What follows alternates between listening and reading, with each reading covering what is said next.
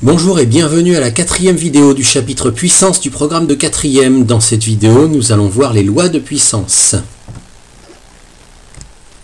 Donc, nous allons voir 3 lois de puissance. Voici la première, la loi qui parle de produits de puissance de même base. Donc, je vous demande, à votre avis, 2 puissance 3 fois 2 puissance 5 égale 2 puissance combien? Quel est l'exposant qui manque pour que cette égalité soit vraie? Donc, vous pouvez mettre la vidéo en pause, essayer d'y songer, de faire des essais et de voir ce qui pourrait être la bonne réponse. Allez-y.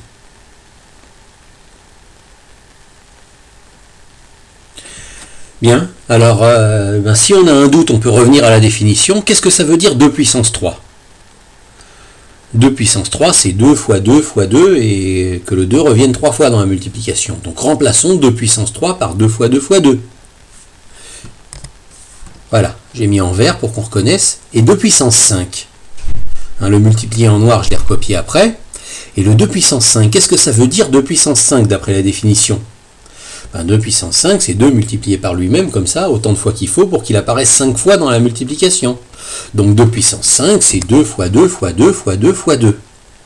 Maintenant, quand je regarde tout ce que j'ai obtenu à droite du signe égal, j'obtiens 2 multiplié par lui-même, alors peu importe la couleur, combien de fois le 2 apparaît-il dans la multiplication? Donc là j'ai 2 fois 2 fois 2 fois 2 fois 2 fois 2 fois 2 fois 2, je crois, si je ne me suis pas trompé de nombre. Donc c'est 2 multiplié par lui-même 8 fois. Donc en fait, ça fait 2 puissance 8. Voilà. Donc 2 puissance 3 fois 2 puissance 5, ça fait 2 puissance 8. Alors on commence à deviner qu'est-ce qu'il faudrait faire, qu'est-ce qu'il aurait fallu faire avec le 3 et le 5 pour obtenir le 8, sans avoir à passer par les 2 fois 2 fois 2 fois 2 fois 2 fois 2. Je suppose que c'est pas très difficile d'obtenir un 8 avec un 3 et un 5. Vous voyez l'opération qu'il faut faire. On additionne le 3 et le 5 et on obtient 8. Donc il y aura une espèce de loi là qui dirait que dans ce cas-là, il faut additionner les deux exposants pour obtenir l'exposant du résultat. Est-ce que vous pourriez appliquer cette loi de la même manière? Essayez de me trouver l'exposant qui manque dans chacune de ces 4 opérations-là. Mettez la pause et allez-y.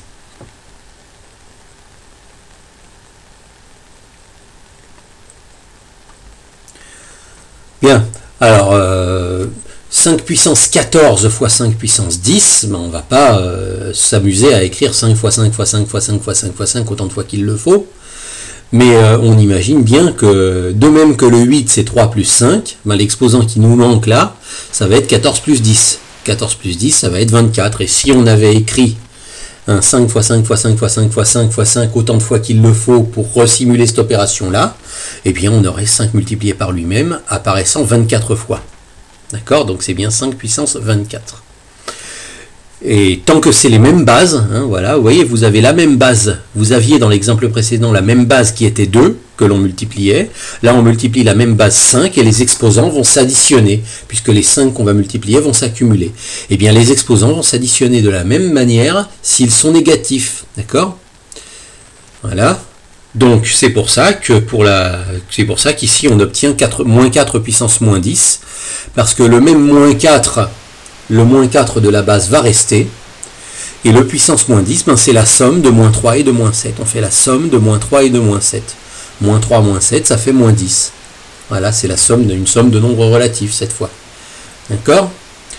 Et ici, moins 8 puissance moins 7 fois moins 8 puissance 4, ça fait moins 8 puissance combien? Je laisse le moins 8, et je fais la somme de moins 7 et de 4. Moins 7 plus 4, ça fait moins 3. Donc c'est moins 8 puissance moins 3. Bon, vous voyez que les exposants soient positifs ou négatifs, quand on est dans ce cas-là, quand on multiplie 2 puissances avec la même base, on additionne les exposants. 7 puissance 15 fois 7. Là, on est embêté parce que le 7, il n'y a pas d'exposant dessus. Alors, qu'est-ce que je vais bien pouvoir additionner? Est-ce que je recopie 7 puissance 15? Je ne sais pas, réfléchissons. 7 puissance 15, ça n'est jamais rien d'autre que 7 fois 7 fois 7 fois 7 fois 7 fois 7, et ainsi de suite 15 fois. Et qu'est-ce que je fais à 7 puissance 15? Je rajoute un autre fois 7. Donc je vais avoir le 7 qui va apparaître, en rajoutant l'autre fois 7, je vais avoir le 7 qui va apparaître 16 fois dans la grande multiplication. Donc en fait, 7 puissance 15 fois 7, ça fait 7 puissance 16. En fait, le 7 tout seul, c'est la même chose que 7 puissance 1. C'est comme si on avait écrit 7 puissance 15 fois 7 puissance 1. Et 15 plus 1, en additionnant les exposants, ça fait 16. Donc là, vous voyez, on a compris une loi qui dit qu'on peut additionner les exposants dans ce cas-là. Donc essayez de mettre la pause et de faire une phrase qui explique, qu'on pourrait mettre dans cet encadré rouge, qui explique bien dans quel cas on peut additionner les exposants.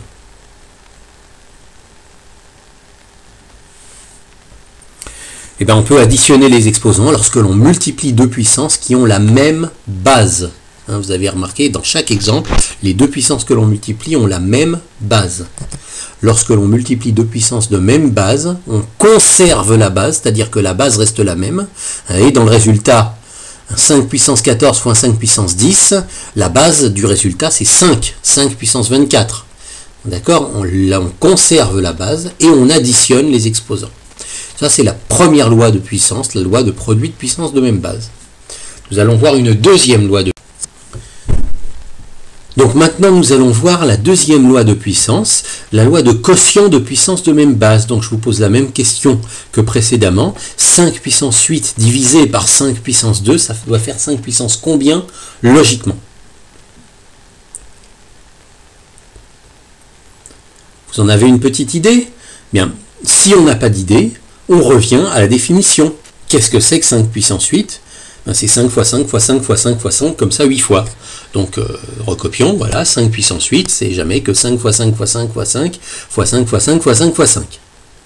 Et 5 puissance 2, je vais faire la même chose, je vais dire qu'est-ce que c'est que 5 puissance 2? 5 puissance 2, c'est 5 fois 5. Donc au lieu d'écrire 5 puissance 2, je vais faire 5 fois 5. Et ça, peut-être que ça va m'aider.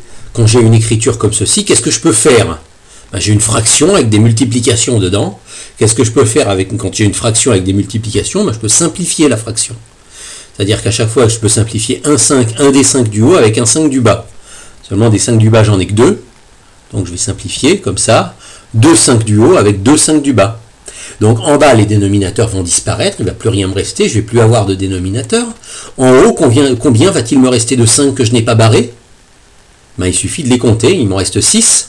Donc tout ce qui me reste comme résultat, c'est 5 fois 5 fois 5 fois 5 fois 5 fois 5, qui s'écrit plus simplement 5 puissance 6.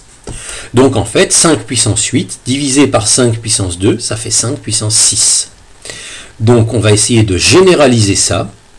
Comment est-ce que j'aurais pu obtenir le 6 du résultat avec le 8 et le 2 que j'avais au départ, sans passer par l'écriture 5 fois 5 fois 5 fois 5 qui est lourde? Eh bien le 6, c'est tout simplement 8 moins 2. D'accord? Donc 5 puissance 6. Donc en fait, quand je vais avoir ce cas-là, de division de puissances qui ont la même base, je me doute que je vais soustraire les exposants. D'accord? Le 6 a été obtenu en faisant 8 moins 2. Voilà. Et donc de la même manière, est-ce que vous pourriez trouver les exposants qui manquent dans ces 4 calculs-là?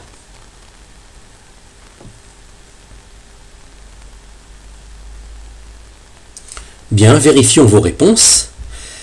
Donc 8 puissance 20 sur 8 puissance 5, de la même manière que je pourrais écrire 8 fois 8 fois 8 fois 8 comme ça 20 fois, mais bon, je comprends comment ça se passe, je ne vais pas le faire. L'exposant du résultat, c'est de la même manière que c'était 8 moins 2 à l'exemple d'avant. Cette fois, ça va être 20 moins 5, et ça va me donner 8 puissance 15. Voilà. Ensuite, 7 puissance 5 sur 7 puissance 15, alors on fait bien attention. Vous voyez comment on a soustrait, on a fait 8 moins 2. Alors, au premier exemple, on a fait 20 moins 5 au deuxième exemple, donc on fait l'exposant du haut moins l'exposant du bas. Donc ce qui va nous manquer là, l'exposant qui nous manque ici dans 7 puissance 5 sur 7 puissance 15, c'est le résultat de 5 moins 15. Donc il ne faut pas faire 15 moins 5. C'est 5 moins 15, et 5 moins 15, ça fait moins 10. Donc c'est 7 puissance moins 10 le résultat.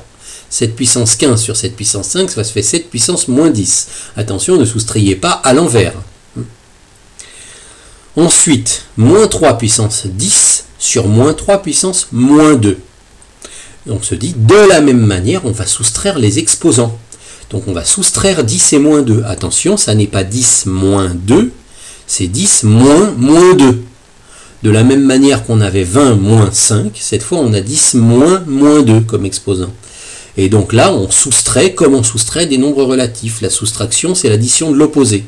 10 moins 2, c'est 10 plus 2. Et donc, ça fait le résultat, c'est moins 3 puissance 12. J'ai fait une soustraction d'un nombre négatif, ce qui revient à une addition. Si vous voulez, vous pouvez aller revoir le chapitre sur les opérations sur les nombres relatifs. Dernier exemple, moins 2 puissance 17 divisé par moins 2. Eh bien, de la même manière qu'à la loi précédente, le moins 2, c'est moins 2 puissance 1. Donc pour obtenir l'exposant du résultat, je fais 17 moins 1 et j'obtiens moins 2 puissance 16. Donc est-ce que vous pourriez mettre la pause et expliquer dire ce qu'on pourrait mettre dans le cadre rouge, c'est-à-dire expliquer une loi qui dit bien dans quel cas on va soustraire les exposants. Vous pouvez reprendre le cadre rouge précédent et changer quelques mots. Bien, cette fois, lorsque l'on divise deux puissances de même base, il faut que la base soit la même, on conserve la même base, avec le résultat, dans le premier exemple donné, le résultat avait pour base 5 exactement comme les deux puissances de l'énoncé, on conserve la base et on soustrait les exposants. D'accord?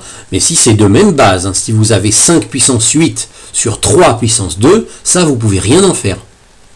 Ça ne correspond pas à cette loi qui est la loi de quotient de puissance de même base. Maintenant, on va voir une troisième loi de puissance, la loi de produit de puissance de même exposant. Alors là, je vous pose une question à choix multiple. 2 fois 5 entre parenthèses puissance 3 est égal à, et là vous avez 4 réponses. Essayez de trouver laquelle des 4 vous paraît logique.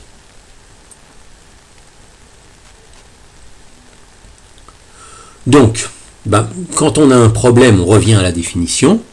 2 fois 5 puissance 3, c'est le nombre 2 fois 5 que je multiplie par lui-même 3 fois. Donc écrivons ceci. 2 fois 5 puissance 3, c'est 2 fois 5 multiplié par 2 fois 5 multiplié par 2 fois 5. C'est bien ça que ça veut dire puissance 3. Multiplié par lui-même 3 fois. Et là, je vais considérer cette grande multiplication que j'ai que des multiplications, donc les parenthèses sont totalement inutiles. Et quand on a des multiplications, c'est que de l'ordre dans lequel on peut changer l'ordre dans lequel on multiplie les nombres, ça ne change rien au résultat. Donc je vais réordonner les nombres et je vais écrire que c'est la même chose que 2 fois 2 fois 2 fois 5 fois 5 fois 5. Ce sont les mêmes nombres que je multiplie. Dans un autre ordre, ça n'a aucune importance. Voilà. Maintenant, si vous regardez les 2 qui sont en vert, comment est-ce que je peux écrire plus simplement 2 fois 2 fois 2 en mettant des puissances? 2 fois 2 fois 2, c'est 2 puissance 3. Et de la même manière, 5 fois 5 fois 5, c'est 5 puissance 3. Donc en fait, ça s'écrit aussi 2 puissance 3 fois 5 puissance 3. Et donc la bonne réponse, c'était la réponse B. Voilà. Et donc là, on a une espèce de loi qui est que quand on multiplie deux nombres et qu'on élève le tout à une certaine puissance, c'est comme si on avait élevé chacun des nombres à la même puissance. Ça ressemble un petit peu à une forme de loi de distributivité des puissances sur l'opération de la multiplication. D'accord? Eh bien, en se servant de cette loi de puissance, on peut par exemple compléter. Quelles sont les bases qui nous manquent dans ces deux calculs? Alors réfléchissez-y après avoir mis la pause.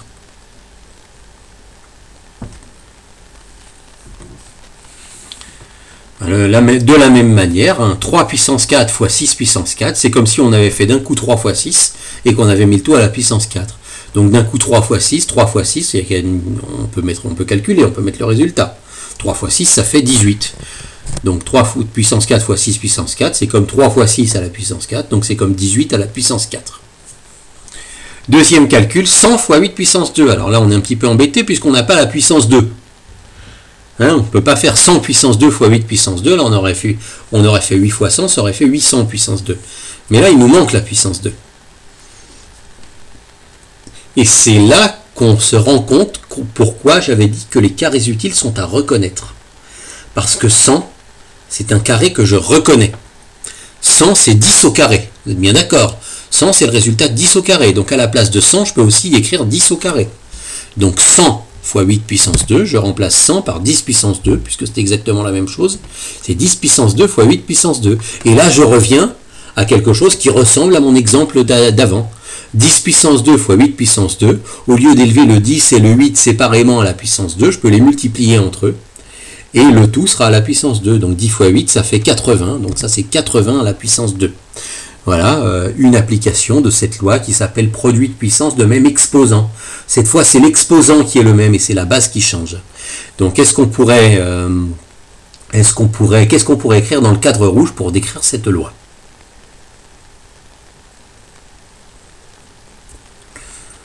Eh bien, Voilà, lorsque l'on a calculé le produit de deux puissances de même exposant, cette fois on multiplie les bases et on conserve l'exposant. Attention, on ne confond pas avec la loi de produit de puissance de même base, dans laquelle on additionnait les exposants. Cette fois, si c'est le produit de puissance de même exposant, on multiplie les bases. Donc vous avez des lois de puissance, vous avez 3 lois de puissance là qui se ressemblent, mais qui ont quelques petites différences. Il faut bien comprendre en quoi elles se ressemblent et bien comprendre en quoi elles sont différentes pour pouvoir appliquer comme il faut la bonne loi au bon endroit.